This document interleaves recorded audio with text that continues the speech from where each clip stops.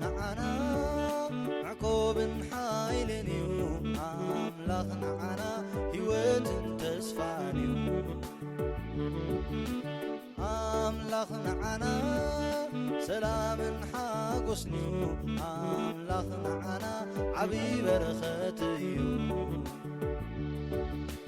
أملاخنا من الله زودادرو أملاخنا من الله زمساسلو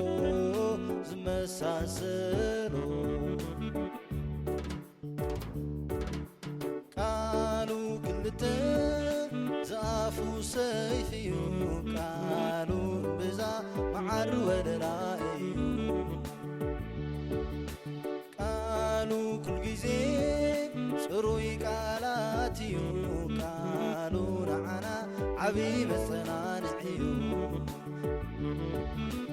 أملاخنا من الله زودادرو أملاخنا من الله زمساسلو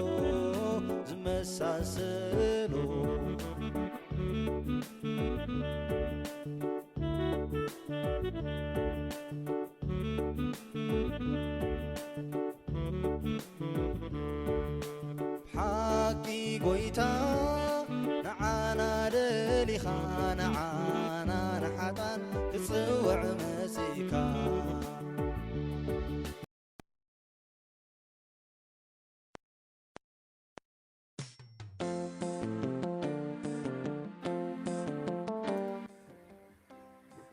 بسم أبن والدن منفس قدسن حد أملاخ أمين وزيابير أملاخنا سلز فتركنا ناب كرسنا سلز صواحنا ببعينتو قهدون سور ردي سلز هابكنا بزا ليتي زليا حاليخا كسابوان زيا سلز بصحخنا نمسكنك لنا وقويتا بزا معالت زيا حزنكا خبز خيل كل حاليخا بتعبي حياونت كان محرت كان نعاخا بزحقوت صبو قبر تراي كمن ركب قبرنا منتي ناي فغور ودخا مدحنينا يسكروسوس تروفات نايتا دوتخا دنقل مريم صلتن نحلوتنا كلهم ملاختي يا مالدنتن سقا زلبسي زلالم وقالكا زمهرنا صلوتنا دقمنا نبخا غربالنا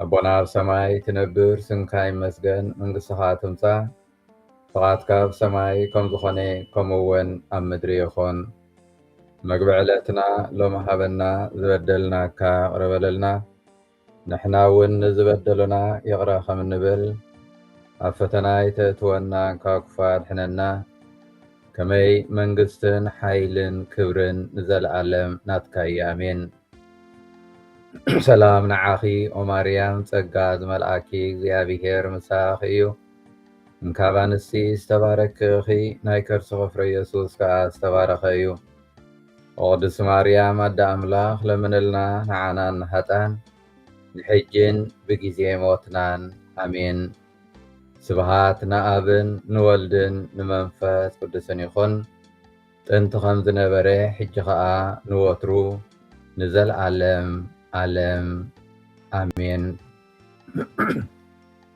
نكاب تنبيت إسياس معراف 4 كاب شمونتي سقاب 15 زيابير نهزبو كم زيبلو مالو بمشيت جزي سمع خخا بمعالتي مدحان كا ردا خخا أبزا حجي بسر بريسا زلا رستخا خم بحديش كم بركاي كحلوة كان بأخد ما مس كلهم هزبتات كيدان كأتنيه نوسرات نتا نتوم أبسلمات زلو دما نابرهان وطو خبلوميه نساتون كا خمتن أمن قديس فالعا أملات كوربيت دما مقاسي زرخبا أباقي كخونو إيوم زيابير كمزي إلو يملسالو أددو نفر خرسا خساع زي تحار أحرحلو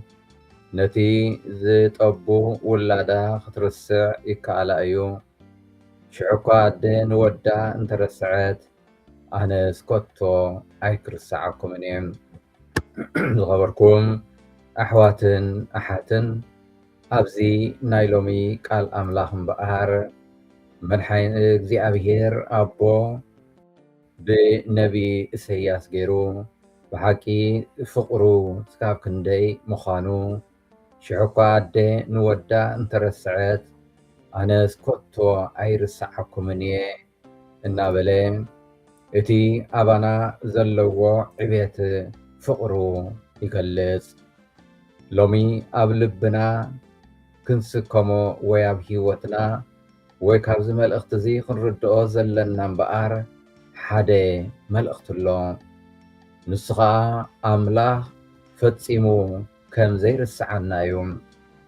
ኣብ ቀዳማይ ንባብ ኣብዚ ናይ ሎሚ ኣቐዲምና ዘንበብናዮ እምበኣር ኣዝዩ ምቑውን ሓያልን መስመር ንሰምዕ ህዝቢ እስራኤል እግዚኣብሔር ሓዲጉኒ ጎይታ ረስቲዑኒ ኢሎም ይጭድሩ። እዚ ክሳብ ክንደይ ሓቀኛ ይመስል። ኣብ ሂወትና ግዜ ኣሎ ልክዕ ከምዚ ዝስማዓና ጸሎትና ዘይስማዕ ምስ ዝመስል ፀገማት ኣብ ልዕሊ ሓደ ፀገም ክመፁ ከለዉ በይንና ዝተሓደግና ክስማዕ ይስማዓና። ጎይታ ኣበይ ኣለኻ ረሲዕኻኒ ዲኻ ኢልና እውን ክንሓትት ንጅምር። ግናኸ እቲ ኣምላኽ ዝህቦ መልሲ ንስማዓዮ። ኣደዶ ንፍረ ከርሳ ክሳዕ ዘይትርሕርሓሉ ነቲ ዝጠቡ ውላድ ክትርስዕ ይከኣላ እዩ። ሽሕ እኳ ኣደ ንወዳ እንተረስዐት ኣነ ስኮቶ ኣይርስዓኩምን እየ እናበለ ይዛረብ። ፍቕሪ ኣደ እምበኣር ካብቶም እንፈልጦም ሓያላትን ዝዓበን ፍቕሪ እዩ። ንፍቕሪ ኣደ እውን ዝወዳደሮ የለን። ምስናይ ዝግን ኣምላኽ ኣባኻትኩም ዘለኒ ፍቕሪ ካብኡ ይዓቢ እናበለ ቃሉ ይኣትወልና። ዋላ እኳ ዓለም እንተረሰዐትኩም፣ ዋላ ሰባት ተስፋ እንተኣቕርፁና፣ ዋላ ዘይንርአ ኮይኑ እንተተሰማዓና ኣምላኽ ግን ፈፂሙ ኣይርስዓናን። እኳ ደኣ ቀዲሙ ከምዚ ናይ ሎሚ ቃል ኣምላኽ ዝበለና ብምሽእቲ ግዜ ሰማዕኹኻ ብመዓልቲ መድሓን ከዓ ረዳእኹኻ እናበለ እቲ ኣባና ዘለዎ ንኽሰምዓና ንኽድግፈና ቅርብነቱ ይገልጽ። እዚ ማለት እግዚኣብሔር ኣብ ሂወትና ኩሉ ግዜ ህልው ምዃኑ እዩ ዝገልጽ ዘሎ። ንሱ ኣብ ሂወትና ይሰርሕ፣ ስቓይ ይብልን። ዋላ እውን ንሕና ኣብ ዘይንርአየሉ እዋን ብትዕግስትን ብተኣማንነትን ይሰርሕ።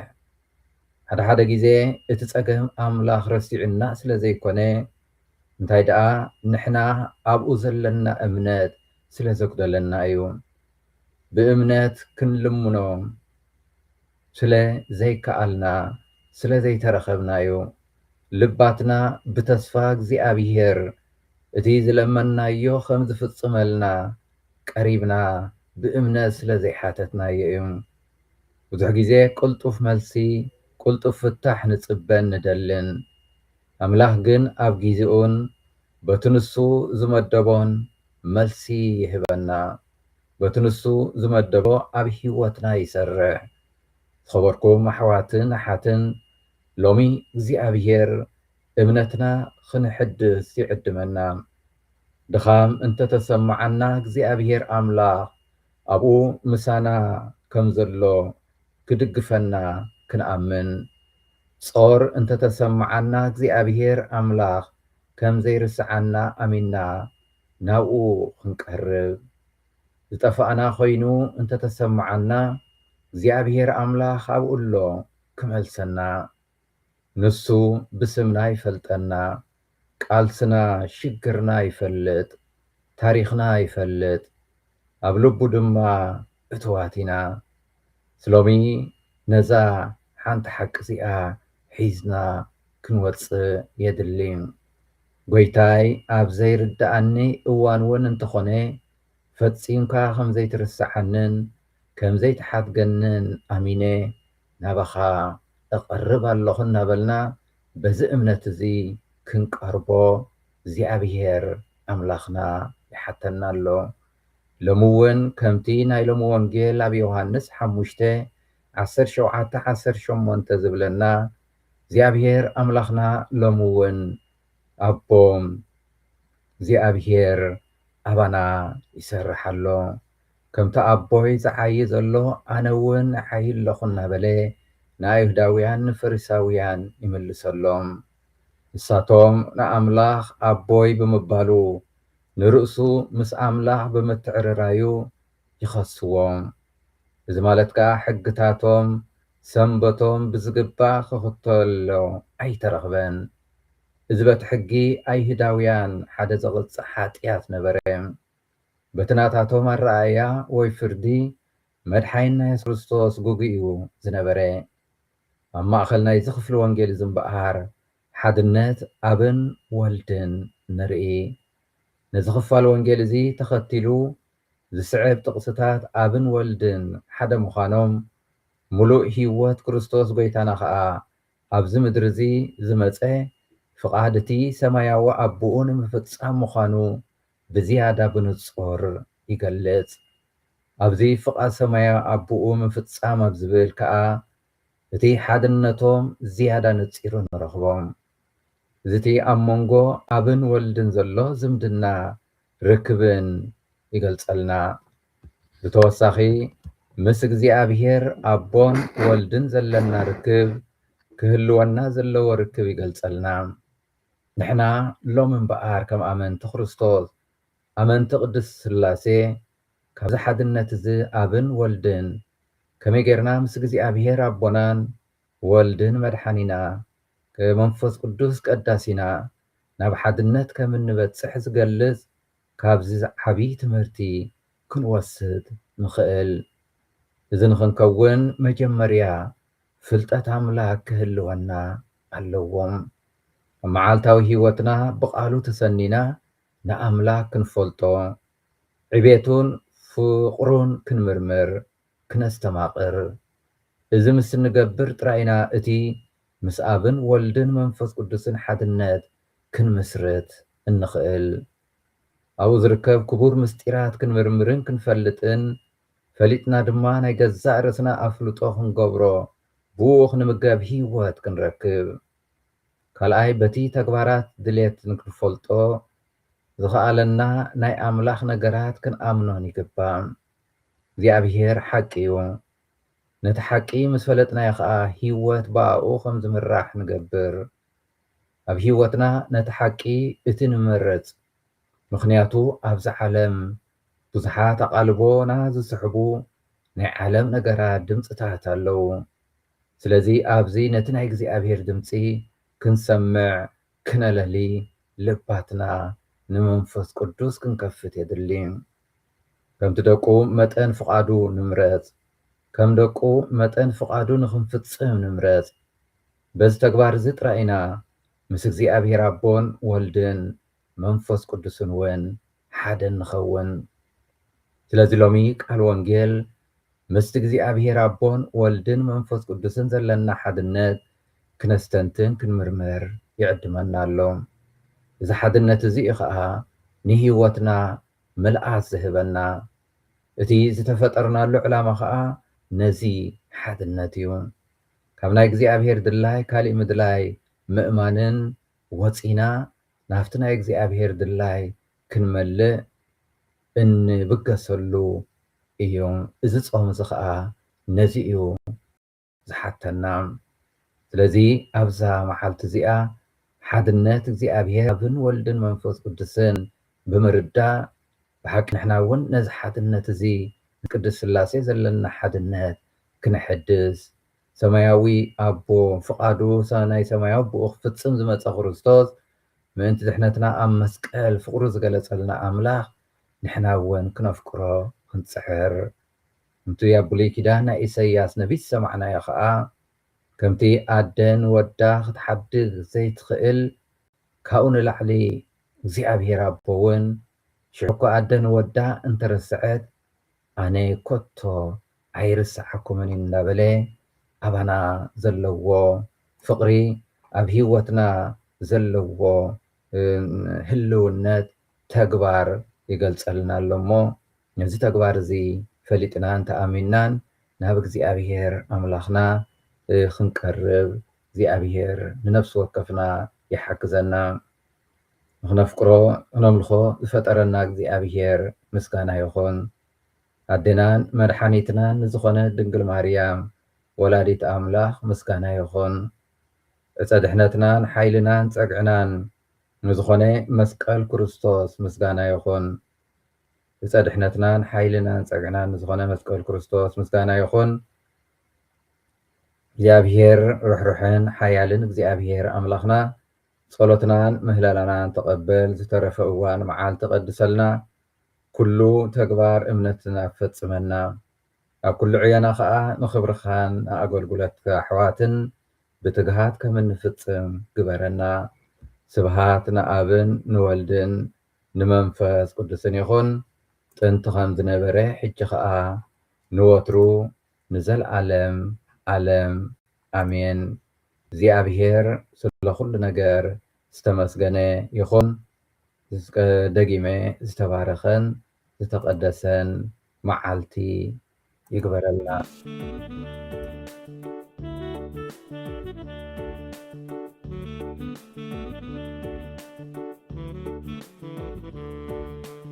ኣምላኽ ንዓና ዕቆብን ሓይልን እዩ። ኣምላኽ ንዓና ህይወትን ተስፋን እዩ። ኣምላኽ ንዓና ሰላምን ሓጎስን እዩ። ኣምላኽ ንዓና ዓብይ በረኸት እዩ። ኣምላኽና መን ኣሎ ዝወዳደሮ? ንኣምላኽና መን ኣሎ ዝመሳሰሎ?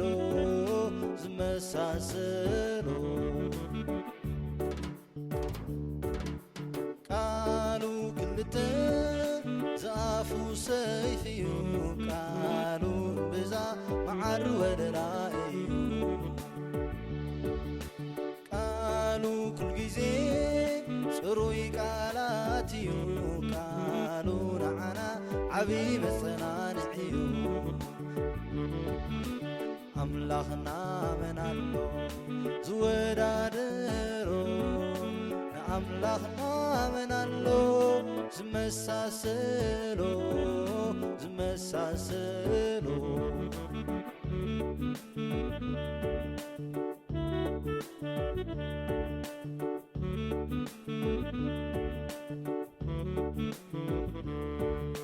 ብሓቂ ጎይታ ንዓና ደሊኻ ንዓና ንሓጣን ክጽውዕ መጺእካ ክንደይ የፍቅር እቲ ልብኻ ከምዚ ዝበለ ዓብይ ኣምላኽ ኢኻ። ኣምላኽና መን ኣሎ ዝወዳደሮ? ንኣምላኽና መን ኣሎ ዝመሳሰሎ?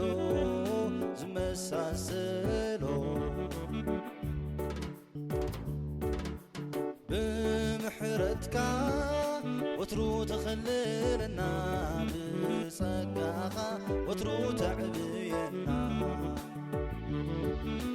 ከመይ ኢሉዩ እዚ ኮይኑልና ተቐበሊኻ ናይ ደቅኻ ምስጋና። ኣምላኽና መን ኣሎ ዝወዳደሮ? ንኣምላኽና መን ኣሎ ዝመሳሰሎ? ኣምላኽና መን ኣሎ ዝወዳደሮ? ንኣምላኽና መን ኣሎ ዝመሳሰሎ?